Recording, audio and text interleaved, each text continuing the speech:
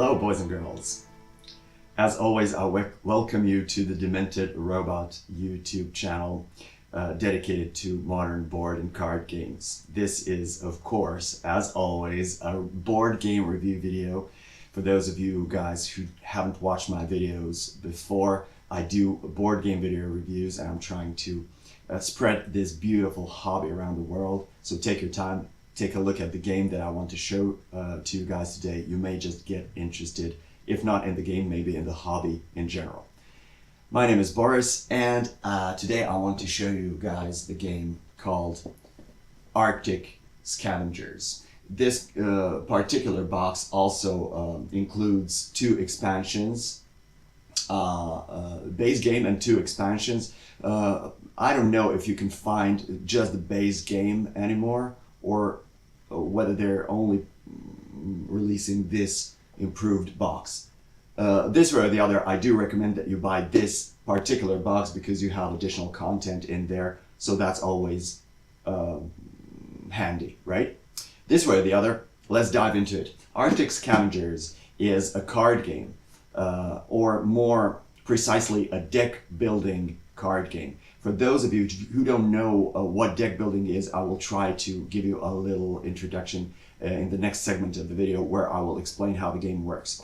For now, you just have to know that this is a card game, a deck building card game, in which you will play a role of a tribal leader. The story happens in the not so distant future, where human civilization has basically almost destroyed itself. What's new, right? This way or the other, the climate change has happened. There's a new ice age outside, and there's only a handful of people surviving. A previous civilization is in ruins, and basically these surviving people are trying to scavenge for resources, trying to survive in this horrible climate. And as if the things aren't bad enough, they have to fight other tribe members because there isn't enough, there's no resources, or at least not enough for all of them. So they will also have to fight between themselves just to be able to survive. Over the course of the game, you will play a role of a tribal leader, a leader of one such tribes. I'm calling them tribes. I don't know the official name. You will lead these people and try to basically make your tribe survive, be more powerful than other tribes, and just win at the end of the game. Whoever has most people in their tribe at the end of the game will be the winner of this game. Over the course of the game, you will be scavenging for resources, digging through junkyards. You will be hiring other new people into your tribe by offering them some things. You will fight against other tribe leaders and tribe members for some contested resources, which are very powerful. This way or the other, at the end of the game, you are trying to have more people in your tribe than anybody else, and thus you will win the game. In the next segment of the video, I will tell you more about the game and how it works. For now, you just have, all you need to know is that this is a deck building card game for 1 to 5 players, and how it actually works and feels we will see in the next section. So let's do that.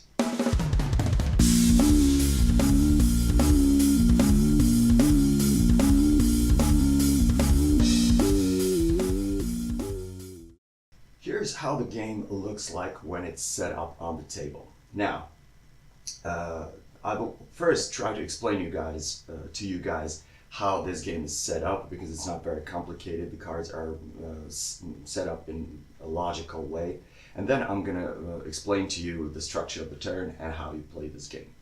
And I hope we will keep this video shorter than most of the other videos that I've made, but that's only, something that I will try to do. I'm not sure, because I'm, as you know, not good at making short videos. This way or the other, let's dive into it. Okay, the setup goes as follows. On this light mat here, you are going to place cards that will represent the junkyard pile of cards. you will going to be digging through these to try to find useful resources. Those are usually going to be weapons, tools, and med kits, some kind of medicine cards. But there's also going to be a lot of junk there, which is thematically accurate because you don't always get lucky when you scavenge for things, right? This here will be the darker mat, okay, and it will represent the contested resource pile of cards. These are going to be cards that you will be fighting for. You will fight other tribal members, other players, to get these cards, and these are powerful. They are really worth fighting for. You'll see how that works later. These 8 piles of cards represent mercenaries. Those are people with different skills, different specializations that you can hire, basically lure into your tribe, right? You will be offering them food and or medicine to motivate them to join your tribe. Remember, the final goal of this game is to have as many people in your tribe, so that's going to be important, right? So these are going to be different guys. Here we have hunter, scout, group leaders, brawlers, scavengers, sniper teams, saboteurs, and thugs. Those are guys with different skills, different specializations. You will definitely need them both for their skills and because they represent people that will count toward your final tribe size at the end of the game, which will potentially win you the game. So you will be hiring these guys over the course of the game. Finally, of course, everybody's going to receive their beginning deck of cards. That's going to be a relatively weak deck of cards. There's going to be 1 spear, 1 shovel, 1 brawler, then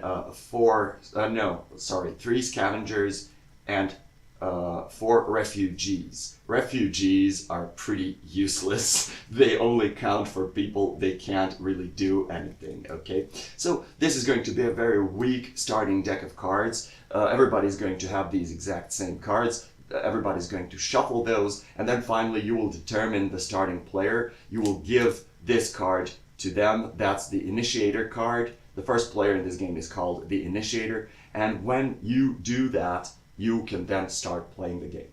Now, this, as I explained at the beginning, is a deck building game. Now, experienced players do not have to listen to this. You obviously know very well what deck building is. I'm just going to make a short introduction to deck building to those of you who are new to the hobby and you don't know what deck building is. Okay, deck building is a specific and very popular mechanical device in some card games where you will actively build your deck, as the name implies. You will, over the course of the game, make your deck of cards bigger, better, more powerful, and more versatile. So in this particular game, over the course of the game, you will gain resources from this pile. You will win these contested resources as well, and you will hire mercenaries. All of those cards are going to enlarge your deck of cards, improve it. So each time you acquire a card in any of these ways, you will put that card into your discard pile. Once you run out of cards to draw, you will then shuffle your discard pile, and all those cards that you gained in the meantime will now have a chance of getting into your hand and improving what you can do. So that's basically the mechanic of deck building. You will gain new cards over the course of the game, improve your deck, make it stronger, bigger, and more powerful.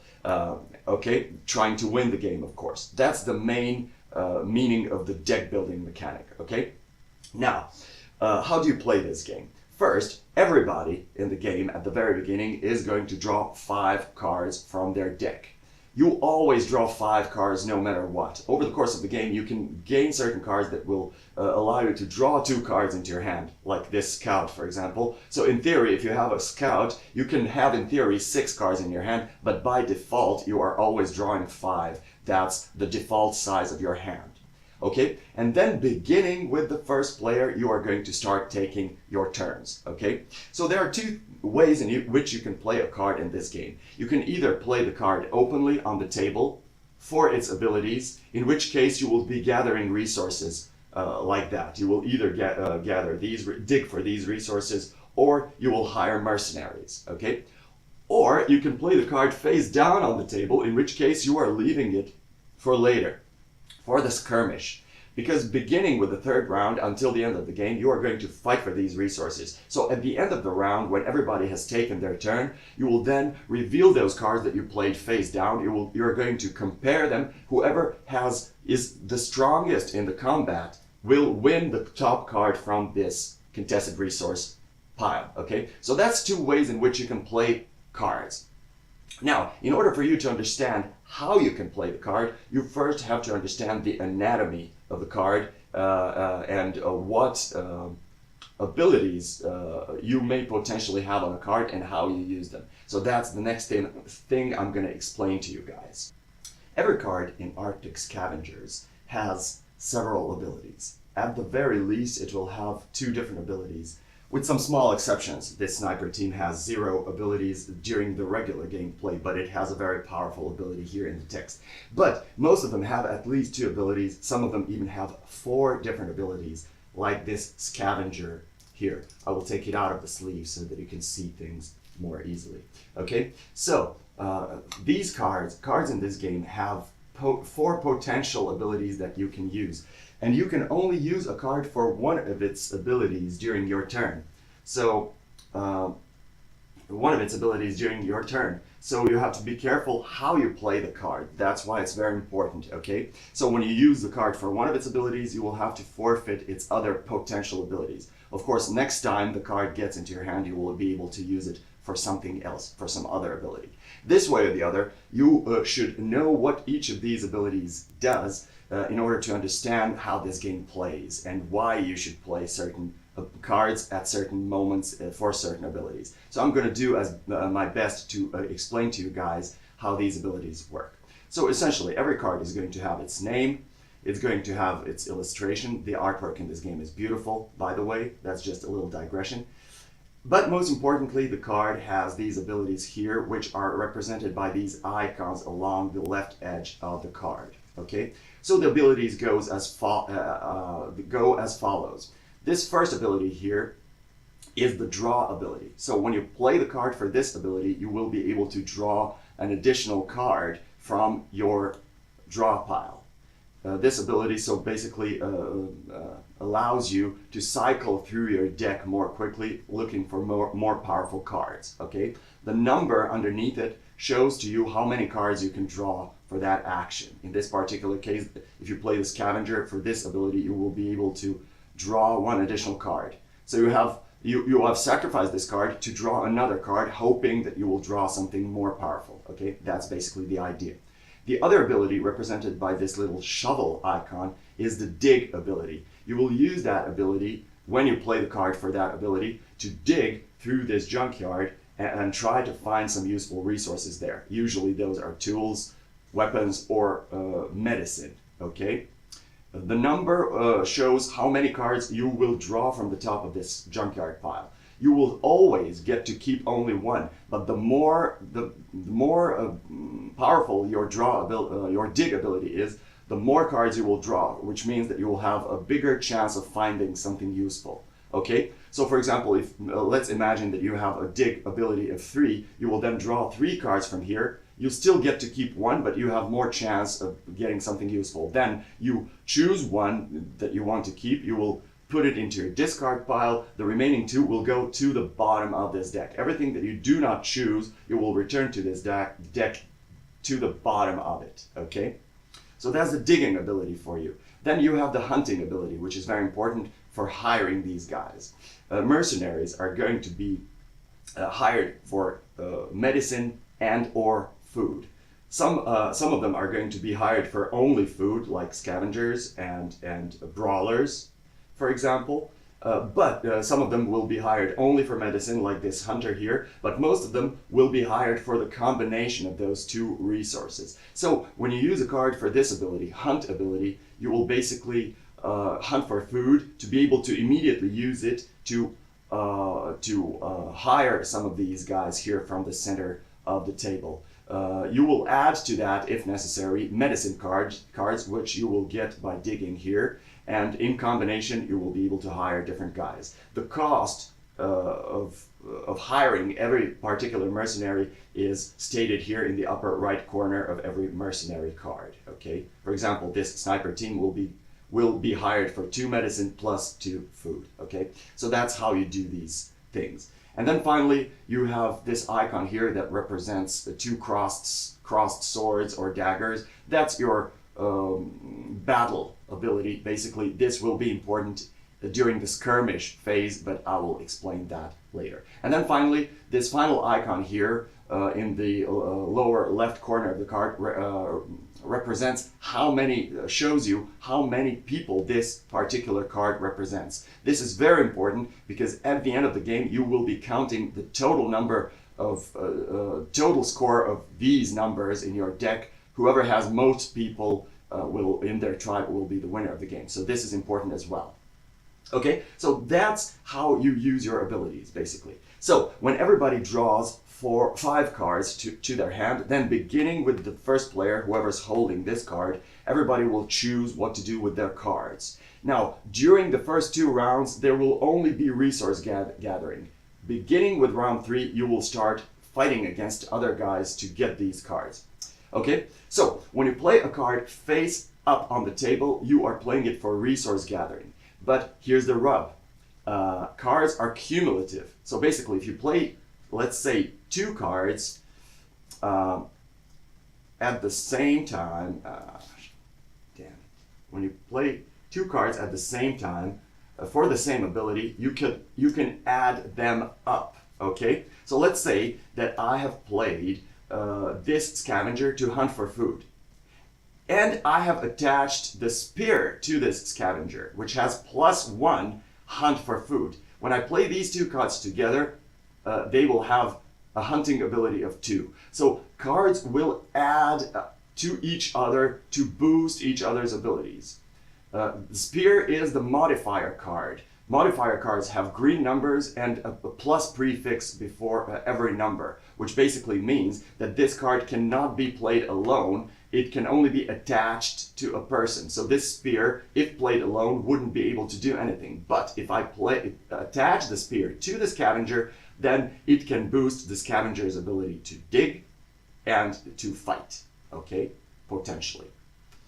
So cards can be added to each other to boost each other's abilities.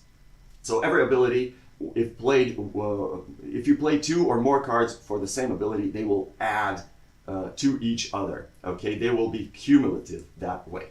But you can only play every card for one of its abilities, and you can only play any given ability once during your turn. Okay, those are the restrictions. So you will play any number and any combination of cards for different abilities. For example, you have your 5 cards. Okay, so let's say that I have. Let's shuffle these cards real quick. Let's say that I have in my hand these cards. I have a hand of 4, right? Of 5, right? So I have these cards here, okay? I have 2 refugees. They are completely useless, so I discard them immediately. They have 0 abilities. I discard them immediately. Then, what I have left in my hand is a brawler and a spear, okay? So, what can I do?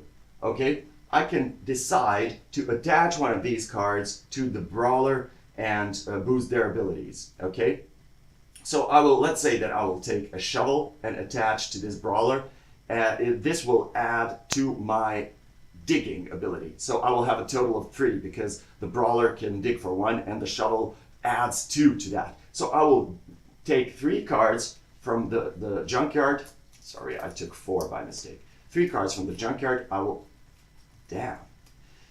And I will see what I need. So I have a shovel, I have pills, I have a med kit. Let's say I will pick a med kit. I will take that onto my discard pile.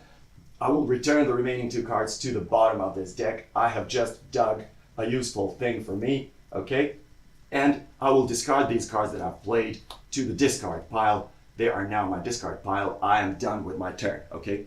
But if I had a better combination of cards, I could have played 2 cards for digging and the remaining 2 cards for hunting, and the final card I could have played for the third ability, or just I could have discarded it if it's useless. So you can play any combination of cards as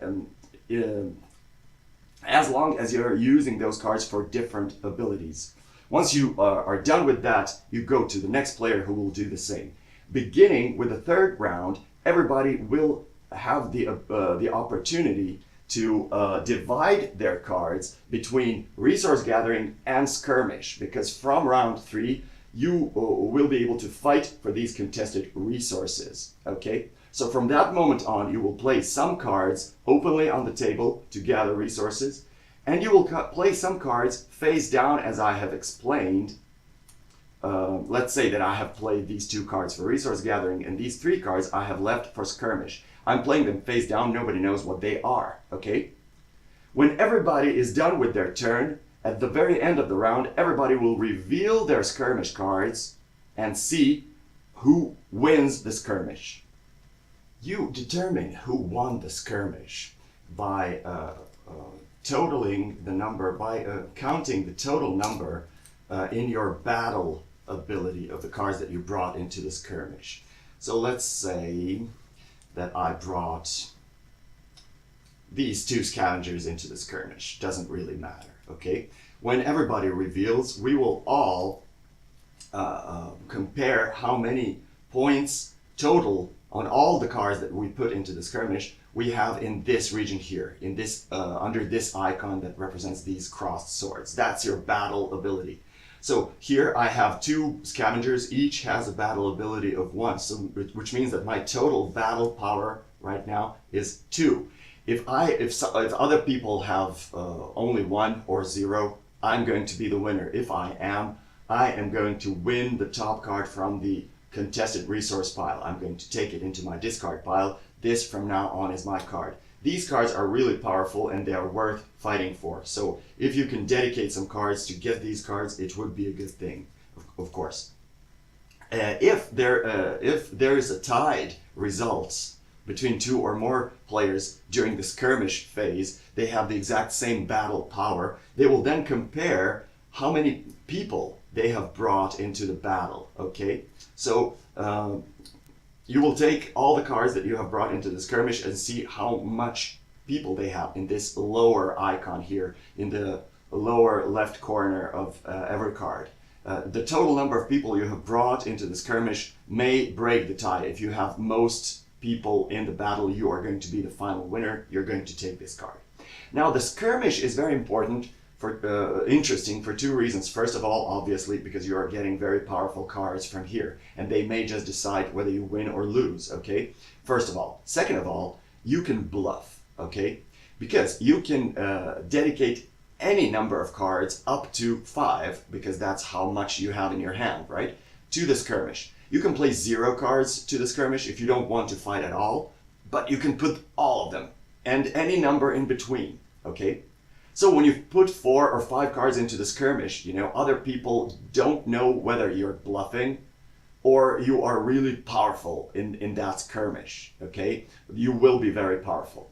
So basically, you know, you may be bluffing. You may put completely useless cards into the skirmish. No one stops you from doing that. You know, of course, that you're going to lose that battle. But even if you do, if other people believed your bluff, they may put more cards into the skirmish than they originally wanted, which essentially weakens their resource gathering phase. So when you successfully bluff other players by putting a lot of cards into the skirmish, you may actually weaken them that way. But if they call your bluff, then you've put too many cards into the skirmish and you have weakened yourself during the resource gathering phase. So it's all a gamble, of course, but bluffing is possible, and that's very, very important. This way or the other, this is how the game plays. Everybody will play their cards in this way, either openly for resource gathering or face down for the skirmish. At the end of everybody's turn, at the end of each round, there's going to be a skirmish. Somebody's going to win this card. If it's tied, nobody's going to win it. okay? If nobody was able to break the tie, because it is possible for two people to have the exact same battle power and exact same number of people in the skirmish, in which case it is really tied, okay? This way or the other, the game will go like this. After the skirmish, this initiator card is going to be passed to the next person in clockwise direction. Now this person will be the initiator, they will play first.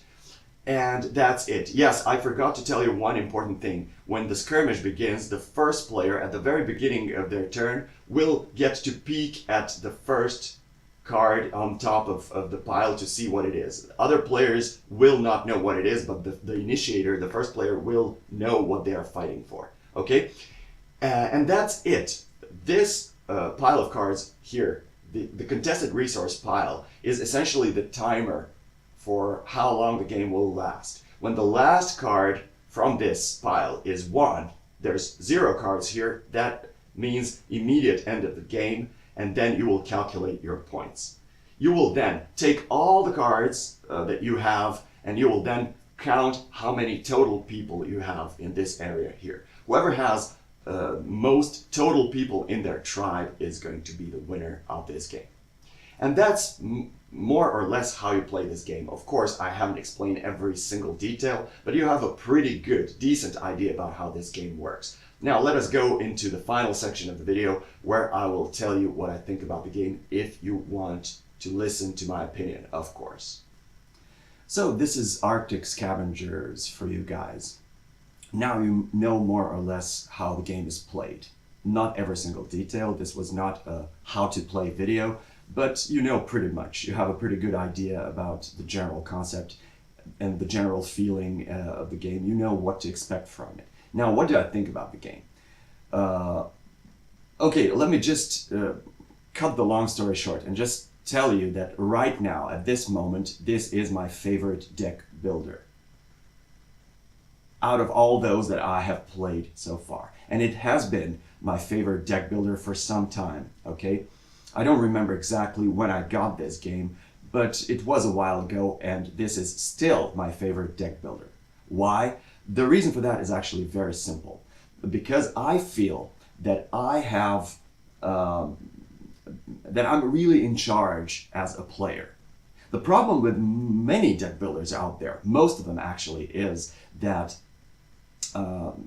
you are at the mercy of your draw. You draw your hand of cards, and if that is a bad combination of cards, if you don't have any combos there, that's it. There's almost nothing you can do about it. In this game, this is definitely not the case, because every card, as you have seen in the previous section of the video, has several different abilities. It's up to you to choose which one of those abilities you're going to use that card for. Furthermore, different cards with the same ability can be combined to make for a more powerful version of that ability. So you can play one card for one ability, 2 cards for the second ability, and then 3 remaining cards, second card, sorry, for the other ability, and then 3 remaining cards for the third ability, or any other combination. Later on during the game, when the skirmish starts, you can play 1 card for resource gathering, or 2 cards for resource gathering, and then play the remaining 3 into the skirmish, or play 4 into the skirmish, or play all 5 into the skirmish. When you play like that, you can either bluff or you can be really strong. So you will forfeit the resource gathering phase, but you will get a really powerful card from that contested resource pile. So this way or the other, the point that I'm trying to make here is that regardless of which cards you drew from your draw pile, there's always something you can do. Even if you draw a bad combination of cards, if you are smart about it, there's still something you can do with those cards, okay? In the worst possible case scenario, you can bluff other players by playing 4 or 5 cards into the skirmish and making them scared, okay? And making them weaker during their resource gathering phase, because now they will play more cards into the skirmish and basically you are crippling them in the resource gathering phase, okay? If you turn out to have crappy cards in the skirmish, then and other players have played more than they should, more cards into the skirmish than they should, then you have successfully bluffed them and made them weaker during that turn. So there's always something you can do in this game. You never feel completely at the mercy of the draw, which is immensely important, especially compared to other deck building games where you are more or less at the mercy. You know, if you constantly draw bad combinations of cards, you are done. Even if you are a good player, there's nothing you can do. This game definitely mitigates that, and that's why I love this game to bits. The game looks beautiful. Beautiful box, beautiful artwork. Cards are amazingly beautiful. Now, I know many of you guys won't agree with this, because these cards are black and grim and somehow depressing. But guess what?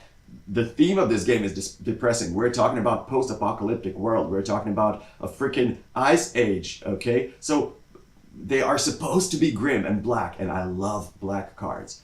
Now, admittedly, I do admit that you will have to sleeve these cards, because black cards have this drawback you know, even the smallest damage on the edges of these cards will be visible on black cards. So you will have to sleeve these if you want to keep them nice looking, but they are beautiful. The illustrations, the artwork, graphic design, everything is beautiful.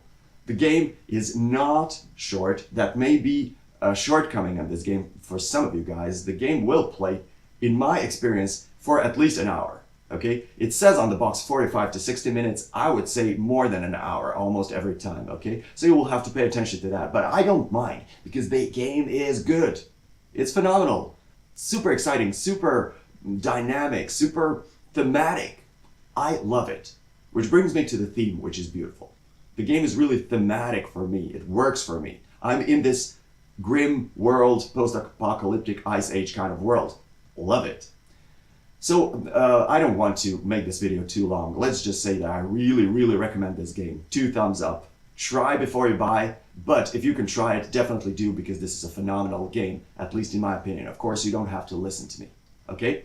Now, I hope this video helped you guys make your own decision. As always, that's the only reason why I'm doing this. I want to help you guys decide whether you want this game or not, okay?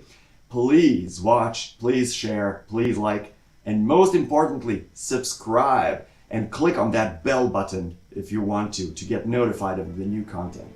Thank you again for watching. Until the next time, goodbye.